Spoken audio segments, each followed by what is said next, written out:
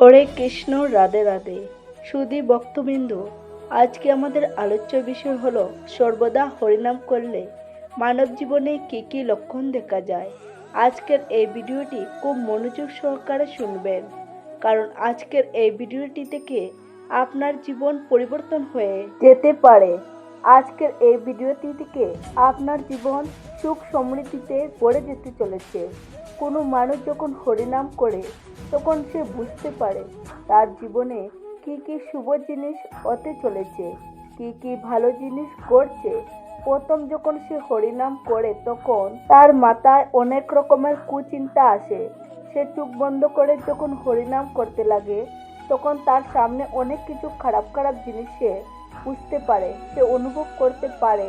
তার সামনে সেগুলি ছবির মতো চলে আসে। কিন্তু ভগবান শ্রীকৃষ্ণ বলেছেন যে যে ব্যক্তি নিরন্তর হরিনাম করে সে অবশ্যই আমাকে লাভ করে, সে অবশ্যই বৈকুণ্ঠ ধাম লাভ করে। যে ব্যক্তি নিরন্তর হরিনাম করে তার জীবনে অনেক কিছু লক্ষণ দেখা যায়। সেই লক্ষণগুলি আলোচনা করার আগে আজকে আমি আপনাদের এই নিয়ে একটি ছোট গল্প শোনাতে চলেছি। গল্পটি সামান্য নয়, গল্পটি অসামান্য একটি গল্প। গল্পটি নারদ মুনি এবং ভগবান শ্রী নারায়ণের একটি কথোপকথন। কিছু জানার উদ্দেশ্যে নারদ মুনি ভগবানকে কিছু প্রশ্ন করেছিলেন। ভগবান, হরিনাম করলে কি ফল প্রাপ্ত হয়?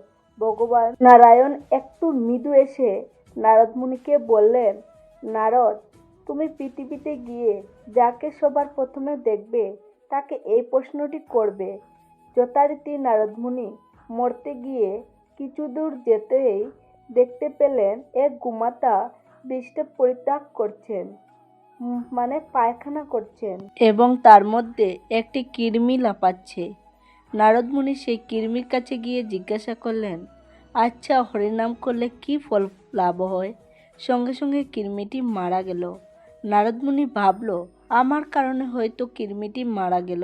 তিনি আবার বৈকুণ্ঠ লোকে ফিরে গেলেন।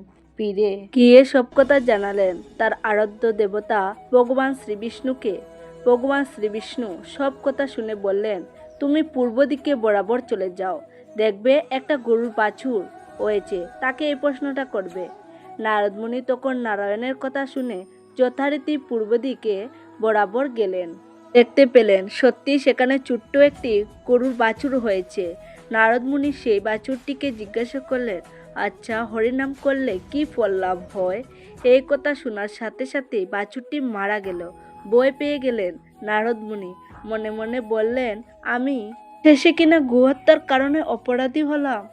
ভগবান, তুমি সব কিছু জেনেও অন্তর্যামী হয়েও আমাকে এইরকম একটা শাস্তি দিলে। তিনি তাড়াতাড়ি বৈকুণ্ঠে গেলেন এবং সেখানে ভগবান শ্রীবিষ্ণুর সামনে উপস্থিত হলেন। তারপর তিনি ভগবান শ্রীনারায়ণকে সব খুলে বললেন। ভগবান নারায়ণ তখন নারদ মুনিকে বললেন, তাহলে তুমি একটি কাজ করো নারদ মুনি, তুমি ওই দক্ষিণ দিক বরাবর যাও, দেখবে রাজার একটি সন্তান হয়েছে, তাকে তুমি এই প্রশ্নটি করবে। নারদ মুনি তার আরাধ্য ভগবান শ্রীনারায়ণের কথা শুনে গেলেন দক্ষিণ দিকে। সেখানে যাওয়ার পর নারদ মুনি সেই রাজার পুত্রকে জিজ্ঞাসা করলেন, আচ্ছা, হরিনাম করলে কি ফল লাভ হয়? ছেলেটি বলে উঠল, মুনিবর, আমি তো কোনোদিন হরিনাম করিনি, কিন্তু হরিনাম শুনে আমি কৃমিজনি থেকে মুক্তি পেয়ে গোবৎস রূপ জন্মগ্রহণ করলাম এবং গোবৎস রূপে জন্মগ্রহণ করার পর আপনি এসে যখন আমার সামনে ফের হরিনাম করলেন তখন আমি এই মানব জন্ম লাভ করলাম। আর এখন যখন আপনি আমার সামনে হরিনাম করলেন, এবারে আমি আর জন্ম লাভ করব না। আমি এই মায়ার বন্ধন ত্যাগ করে আমি বৈকুণ্ঠ ধামে ভগবান শ্রীকৃষ্ণের চরণে যেতে চলেছি। তাহলে আপনি ভাবুন, হরিনাম শুনে যদি আমি মুক্তি লাভ করতে পারি, তাহলে হরিনাম করলে কি কি ফল লাভ হতে পারে। নারদ মুনি সবকিছুই বুঝতে পারলেন যে হরিনাম করলে কি কি ফল লাভ করা যায় তা ভাষায় প্রকাশ করা সম্ভব নয়। অনেক মানুষ আছেন যারা পূজা পাঠ করেছেন, অনেক মন্দিরে গেছেন, অনেক মানুষকে সেবা করেছেন, অনেক দেবদেবীকে ভিন্ন দ্রব্য এবং পূজার সামগ্রী দিয়েছেন, হয়তো তার থেকে কিছু উপকৃত হয়েছেন, হয়তো তার থেকে কিছু ফল লাভ করেছেন, কিন্তু সেই ফল দীর্ঘস্থায়ী নয়। কোনো মানুষ যখন সব কিছু থেকে হেরে গিয়ে সব কিছু থেকে বঞ্চিত হয়ে যখন সে ভগবানের সান্নিধ্যে আসে, ভগবানের চরণ আশ্রয় করে এবং সে যখন হরিনাম শুরু করে, তখন তার জীবনে আস্তে আস্তে বিভিন্ন লক্ষণ দেখা যায়। সেই লক্ষণগুলির হলো, হরিনাম করলে আমাদের এই জাগতিক জগৎ থেকে এই যে মায়ার বন্ধন, তা আমরা ত্যাগ করি। একটি মানুষ যখন নিরন্তর হরিনাম করতে থাকে, তখন তার মধ্য থেকে কাম, ক্রোধ, লোভ এইগুলি আর থাকে না। আমরা জানি যে কোনো মানুষের মধ্যে যদি কাম থাকে, যদি ক্রোধ থাকে, যদি লোভ থাকে, তবে সেই মানুষের কোনোদিন ভালো হয় না, কোনোদিন তার উন্নতিও হয় না। হরিনাম করলে কিন্তু এই কাম, ক্রোধ, লোভ সেই ব্যক্তির জীবনে কোনোদিনও আসবেও না। কিন্তু এই জন্ম নয়, তার যদি পরবর্তী কোনো জন্ম হয়ে থাকে তখনও আসবে না। কারণ ভগবান বলেছেন, হরিনাম করলে একটি মানুষের এই জন্ম কেন, জন্ম জন্মান্তর ভগবান শ্রীকৃষ্ণ তাকে কৃপা করেন। কোনো মানুষ যখন এই জড় জগতে দুঃখ, বেদনা, যন্ত্রণা এইসব জিনিস অনুভব করে, যখন দেখে যে তার নিজের লোক বা তার নিজের কাছের মানুষ তাকে ছেড়ে চলে গেছে, তাকে দুঃখ দিয়েছে, তাকে কষ্ট দিয়েছে, সে তখন কান্নায় ভেঙে পড়ে। সে তখন ভাবে, জীবনে আমার বেঁচে থেকে লাভ কি? কারণ আমার সবচেয়ে যে প্রিয় মানুষ, আমার যে সবথেকে কাছের মানুষ, সেই আমাকে ধোঁকা দিয়েছে, আমাকে ছেড়ে চলে গেছে। সেই মানুষ যদি তখন ভগবান শ্রীকৃষ্ণের শরণাপন্ন হন এবং সে যদি হরিনাম করেন, তখন অবশ্যই তার জীবনে আর কোনো দুঃখ, যন্ত্রণা, বেদনা আর কিছুই থাকবে না। সে তখন আস্তে আস্তে এই জড়জগতের যে সত্যটা সে জানতে পারবে। এই জড়জগতে আমরা যা দেখছি, আমাদের চোখের সামনে যা ঘটছে, যা শুনছি, এই সবই কিন্তু মিথ্যে। এই সবই একটি ছলনা মাত্র। এগুলো কিছুই আসলে না। আসল জিনিস তো মৃত্যুর পর থেকে শুরু হয়। ভগবান শ্রীকৃষ্ণ বলেছেন, যে আমার শরণাপন্ন হবে, যে নিরন্তর হরিনাম জপ করবে, তাকে যমরাজ পর্যন্ত গায়ে হাত লাগাতে পারবে না। তার মৃত্যুর পর আমি নিজে আসবো তাকে নিয়ে যেতে বৈকুণ্ঠ ধামে। তাহলে আমরা এত কিছু জেনেও, এত কিছু বুঝেও সেটিকে অস্বীকার করে আমরা এই জড়জগতের মিথ্যা জিনিসের পেছনে ছুটে বেড়াই কেন? অযথা সময় নষ্ট করি কেন? আমরা তো জানি, যখন কোনো মানুষের কাছে অর্থ থাকে না, তার পাশে কিন্তু কেউ থাকে না। তার নিজের লোকও তাকে ঘৃণা করতে শুরু করে, কারণ তার কাছে অর্থ নেই। সে যে মানুষটির পেছনে অর্থ খরচ করতে পারবে না, অতএব তার কাছে থেকে লাভ কি?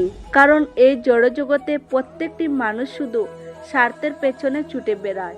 কেউ যদি কারোর কাছ থেকে কোনো স্বার্থ না পায়, তাহলে সেই মানুষটির পেছনে ওই মানুষটি আর থাকে না, বা সেই মানুষটিকে আর ভালোবাসে না। কিন্তু ভগবান শ্রীকৃষ্ণ, তিনি সকলকে নিঃস্বার্থভাবে প্রেম করেন। আমরা তো সবাই জানি, ভগবান বারবার ছুটে এসেছেন এই ধরাধামে তার ভক্তদেরকে ভালোবেসে। তার ভক্তের কাছে তিনি এসেছেন। আমাদের যদি ভগবান এত ভালোবাসতে পারেন, আমরা কি ভগবানকে একটু ভালোবাসা দিতে পারবো না? আমাদের তো তিনি কিছুই করতে বলছেন না। তিনি বলছেন শুধু তার নাম জপ করতে, তাকে প্রেম করতে, তাকে ভালোবাসতে, তাকে অনুভব করতে। আমরা কি এটুকু করতে পারবো না? আমাদের কি এইটুকু সামর্থ্য নেই?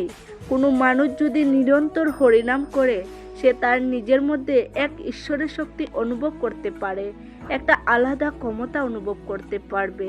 যে মানুষ সবসময় হরিনাম করে, সে কখনোই দুঃখ বেদনার মধ্যে থাকে না। সে সর্বত্র একটি আনন্দ অনুভবের মধ্যে থাকে, আনন্দ উপলব্ধির মধ্যে থাকে।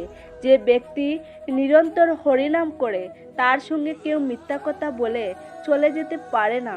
সে বুঝতে পারে যে অপর ব্যক্তিটি মিথ্যা কথা বলছে।